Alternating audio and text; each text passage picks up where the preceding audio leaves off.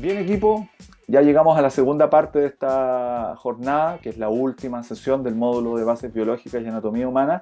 Analizamos en profundidad lo que eran las articulaciones sinoviales, qué requisitos tiene, cuáles son las características. Hablamos de una sinovial tipo o de una articulación tipo, ese fue el concepto. No hablamos ni de rodilla, ni de hombro, ni de cadera, sino que hablamos de las sinoviales en general, en términos globales. Lo que vamos a ver ahora es analizar las sinoviales, pero de manera particular, viendo cada una de las características que tiene las articulaciones sinoviales. Se van a dar cuenta que existe una gran diferencia, por ejemplo, en términos estructurales y funcionales entre el hombro, ¿no es cierto?, que es una articulación sinovial, y entre el codo, que también es una articulación sinovial, entre la muñeca, que también es sinovial, o entre los huesos del carpo, que son estos huesos pequeñitos que están aquí en el primer tercio de la mano, que también entre ellos articulan como articulaciones sinoviales. Entonces vamos a ver que existen diferencias muy importantes, y ni hablar de lo que ocurre con el movimiento del pulgar, que tiene un tipo de articulación especial para el pulgar, para que se pueda dar todos estos fascinantes movimientos que tiene el dedo pulgar. ¿Cómo se clasifican las articulaciones sinoviales? Primero, las primeras tres, clasificación de las sinoviales. Existe un tipo de sinovial, y vamos a partir desde las más raras, podríamos decirlo, desde las más complejas hasta las más simples de entender. Vamos a terminar con el hombro y la cadera, ¿sí? Con eso les digo todo. La primer tipo de articulación sinovial se denomina articulación sinovial de tipo plana o artrodia. Es una articulación muy parecida. Cuando uno la ve dice, no, pero ¿cómo me está diciendo que es sinovial? Esto es una cartilaginosa, tiene movimientos muy limitados, muy pequeñitos. No es cartilaginosa porque, insisto con el concepto, tiene todos los elementos de una articulación sinovial. Echemos un vistazo a la articulación plana o artrodia, que básicamente se da, como lo muestra la flecha, a nivel de los huesos del carpo. El carpo está compuesto por dos hileras, una hilera superior y una hilera inferior. La hilera superior está compuesta por el escafoides, el semilunar, el piramidal y el pisiforme. Después viene el trapecio, el trapezoide, el hueso grande y el hueso ganchoso. Si se dan cuenta, estos 8 huesos están siendo mostrados ahí con la flecha roja, forman esta primera y segunda hilera del carpo. Bueno, aunque ustedes no lo crean, entre esos huesos existe un espacio pequeño, existe líquido, hay una cavidad articular, están recubiertos por cartílago hialino, tienen cápsula, hay membrana, hay líquido sinovial, pasan ligamentos, hay tendones y músculos. Por lo tanto, esas que están ahí son articulaciones de tipo sinovial. ¿Cómo se mueven? ¿O no se mueven? Sí, se mueven, pero se mueven muy poco. Y el tipo de movimiento que tienen es un movimiento de deslizamiento. Por eso se llaman articulaciones planas o artrodias. Tienen movimientos lisos, así planos, arriba abajo, deslizan entre sí. Ese es un tipo de articulación sinovial, pero el subtipo artrodia o plana. ¿Dónde la encontramos? Fundamentalmente en los huesos del carpo y del tarso, que es a nivel de pie, vendría a ser exactamente lo mismo. Bien, ya vimos el primer tipo de articulación sinovial del subtipo artrodia, fundamentalmente en los huesos del carpo. El segundo tipo de articulación sinovial se denomina trocleartrosis. El concepto tróclea en anatomía, si uno lo pudiese traducir en términos muy simples, podríamos decir que es una polea, una especie de polea, ¿no es cierto? Una polea que cuando uno la moviliza es capaz de generar ciertos movimientos. Y trocleartrosis es como una polea, pero con características de bisagra, ¿sí? Tróclea, bisagra, sería una articulación en bisagra, y las bisagras se abren y se cierran. Y en este caso, el codo y la rodilla están dentro de este tipo de articulación. Echemos un vistazo. Primero, articulación de codo. La flecha roja está mostrando la articulación de codo y todo el mecanismo que me permite hacer el movimiento de flexo-extensión. En este caso, se ven estructuras que tienen que ver con la epífisis.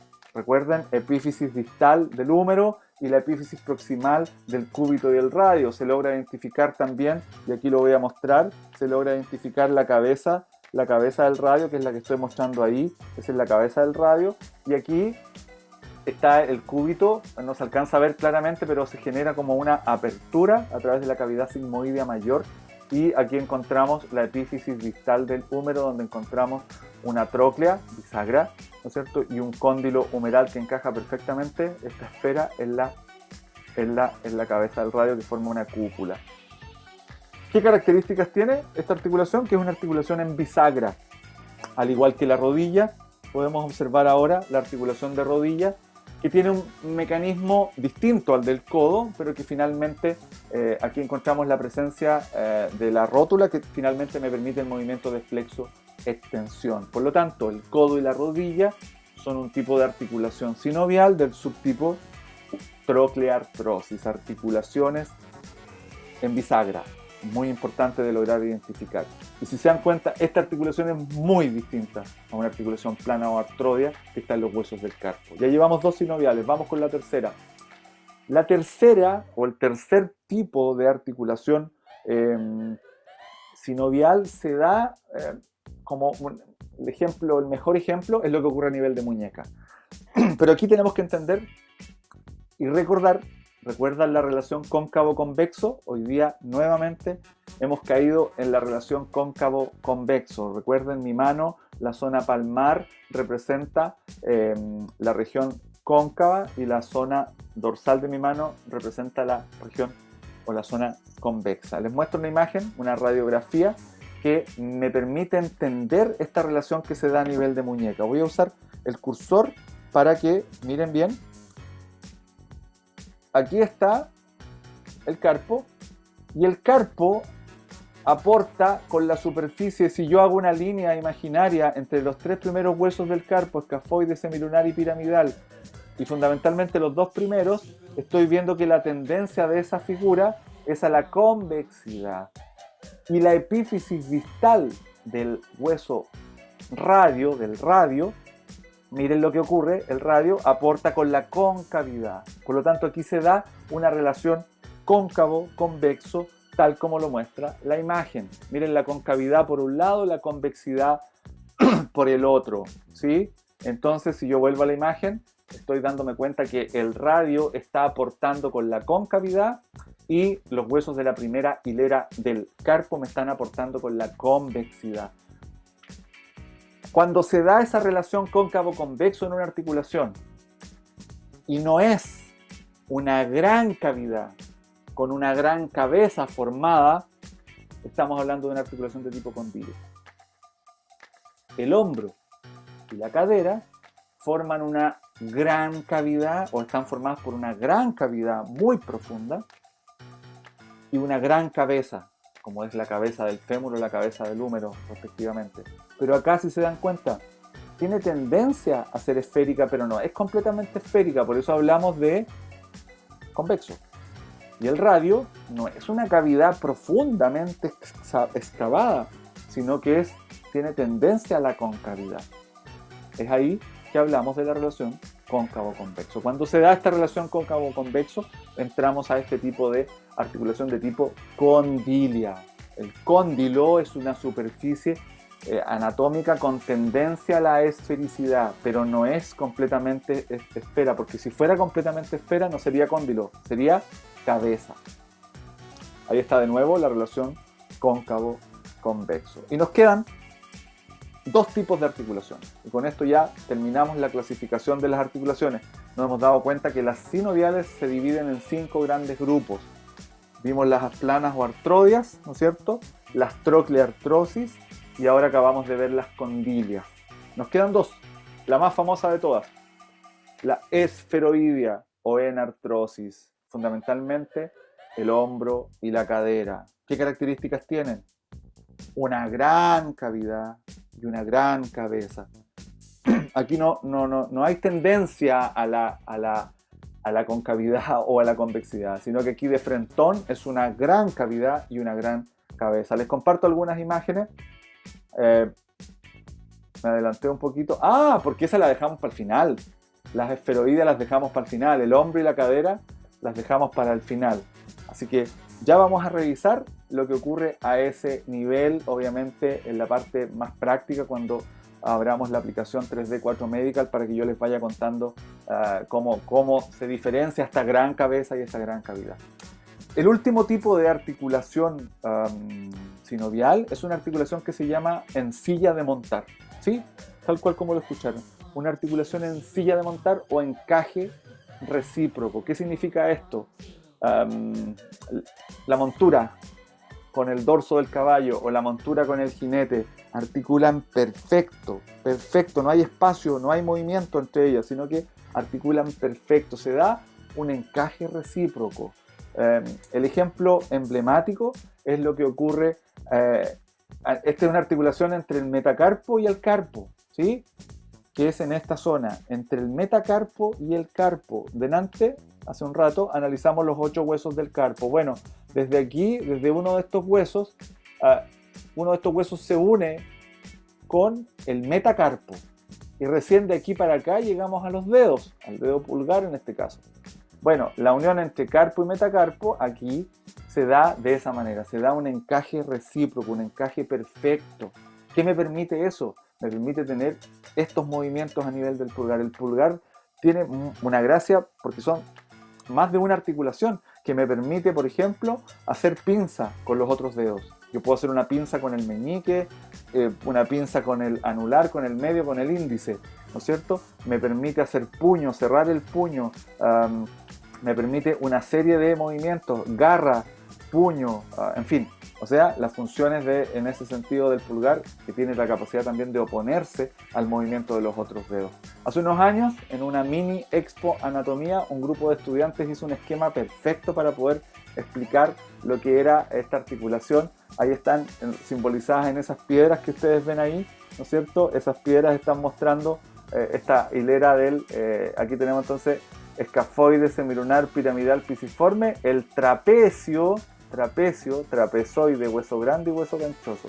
Es el trapecio que articula con el primer metacarpiano, ¿no es cierto? Esta mano sería una mano, si lo vemos en posición anatómica de referencia, sería una mano izquierda.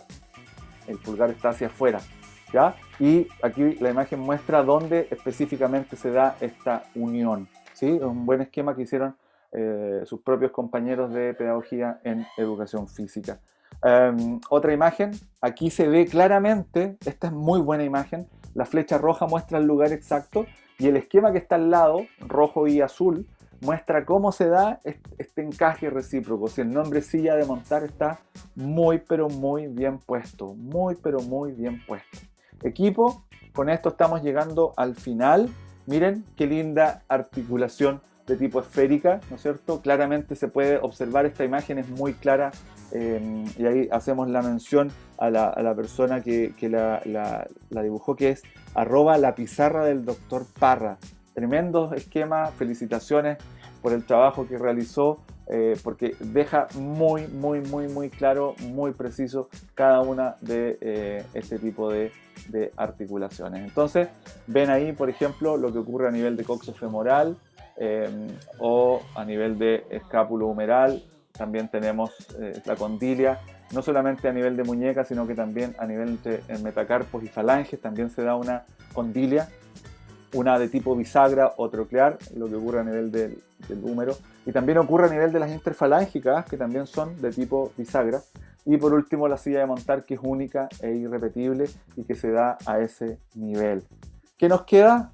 Nos queda analizar, para cerrar, de manera más específica, las articulaciones de tipo esferoidea y en artrosis, que lo vamos a hacer desde nuestra aplicación para poder entender esta magnitud de la cavidad y la magnitud también de la cabeza, en este caso cabeza humeral o cabeza femoral, que distan bastante de una superficie con tendencia a la convexidad, a la concavidad, y van a notar la diferencia. Equipo, con esto terminamos la segunda parte y ahora los invito a ingresar a la aplicación 3D 4 Medical para que vayamos haciendo los esquemas correspondientes y podamos tener un mejor entendimiento sobre todo de las articulaciones de tipo sinoviales, de tipo esferoidea o en artrosis.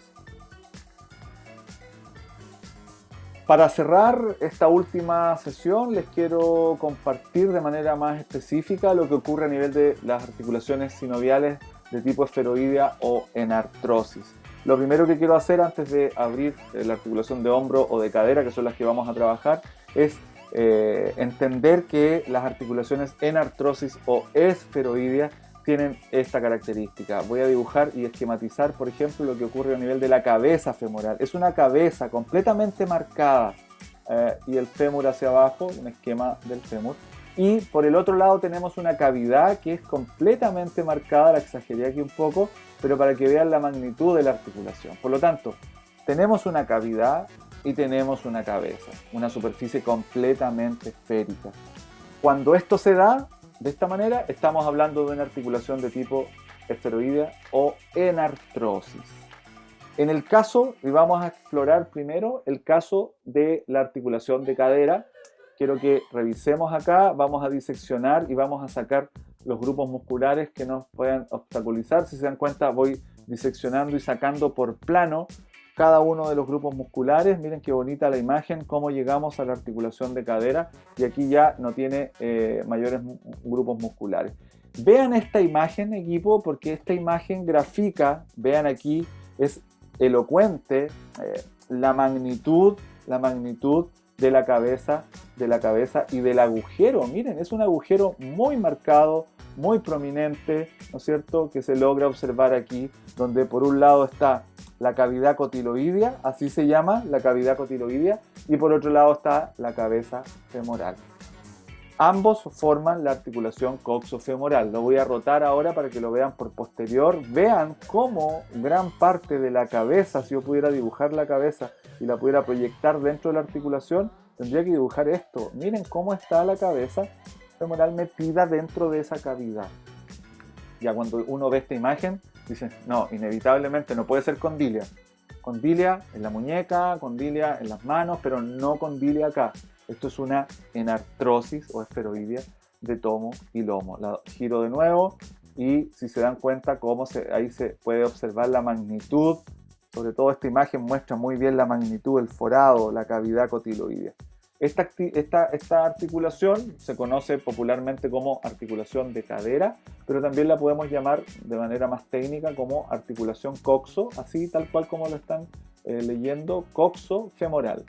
¿Y por qué? Porque está formada entre el hueso coxal, que es este que está aquí, ¿no es cierto? Este le da la denominación de coxo, y evidentemente femoral, el apellido femoral, porque es la cabeza del fémur lo que está aportando. Entonces tenemos la articulación coxofemoral que estaría formando lo que conocemos como articulación de cadera. ¿Ya?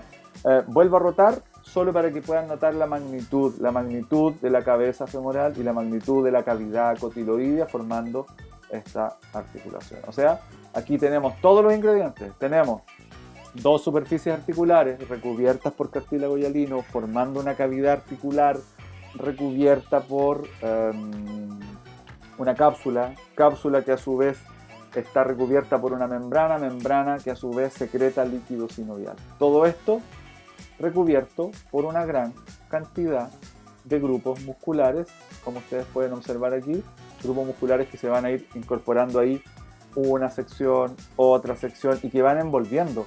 Si se dan cuenta, miren, veo por acá de nuevo, van envolviendo la articulación de cadera. Y uno puede ir observando ahí en los distintos planos cómo se van sumando más y más músculos, ¿no es cierto? Vuelvo a rotar, miren, músculos, los pelvitrocanterios, el glúteo medio, el glúteo mayor, ¿no es cierto? El cuádriceps, el recto anterior del cuádriceps, aductores, los pelvitrocanterios en general, o sea, una gran cantidad de músculos que están recubriendo, en este caso, la articulación de cadera. ¿Qué pasa en el hombro? En el hombro pasa algo muy parecido. Ahora, no hay tantos músculos, la cavidad no es tan profunda y la cabeza no es tan marcada. Es la única gran diferencia con la articulación de hombro. Vamos a revisar la articulación de hombro. Voy a hacer exactamente el mismo ejercicio. Primero voy a remover los grupos musculares para que podamos observar y notemos esta diferencia. La cabeza, claro, es marcada. Ahí la pueden observar aquí. Entonces, sí tenemos una cabeza femoral, es cabeza, perdón, humeral, cabeza humeral, me había quedado pegado con la articulación de cadera, aquí ya nos fuimos a la articulación de hombro, articulación glenohumeral. Tenemos la cabeza humeral y tenemos una cavidad. Ahora, alguien me puede decir, profe, pero esa cavidad no es tan marcada y la cabeza no es tan perfecta como la del fémur. Yo les digo, sí, efectivamente. En el caso del húmero, que también es una enartrosis, se da esta característica, que la cavidad no es tan marcada, ¿no es cierto? Y que tiene que recibir a la cabeza. Si se dan cuenta aquí, hay una cosa de loco en lo que ocurre aquí. Si se dan cuenta, gran parte de la cabeza, eso está en verde, y el resto lo voy a colocar en rojo. ¿Y qué voy a simbolizar con lo que está en rojo? Que es parte de la cabeza femoral que está fuera. Estamos hablando que 2/3, es una locura, de la cabeza humeral está fuera de la cavidad. Si lo queremos llevar a porcentaje, eso sería un 66,6% que está fuera. Entonces, ¿qué ocurre con todo esto? Bueno, todo esto hace que el hombro sea una articulación inestable y que todas las personas que hacen ejercicios intensos con el hombro tienen que estar muy preparados. ¿Cómo prepararse? Con todo esto, miren, tienen que tener grupos musculares muy fuertes que envuelvan a cada una de las superficies articulares para que no tenga mayores inconvenientes. El hombro, por lo tanto, también es una articulación de tipo esferoidea o en artrosis, ¿no es cierto? Cumple con los requisitos. La voy a rotar, miren qué maravilla, cómo se ve la cantidad de músculos alrededor de la articulación de hombro. El hombro claramente es más móvil, pero es menos estable.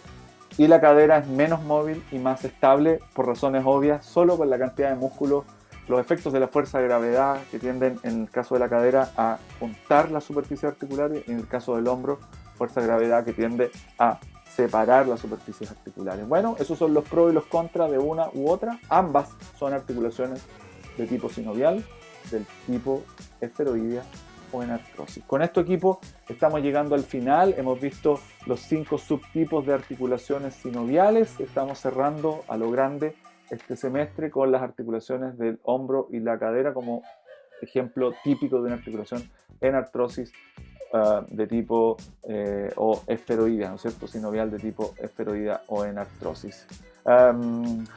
Cortamos la grabación y obviamente continuamos con el diálogo, las preguntas, los comentarios, las observaciones en torno a esta fascinante temática de las articulaciones sinoviales. Me despido, muchas gracias y ya llegará el momento de hacer el análisis de este intenso y vertiginoso primer semestre de 2021. Muchas gracias, equipo, y vamos al conversatorio y vamos a la reflexión.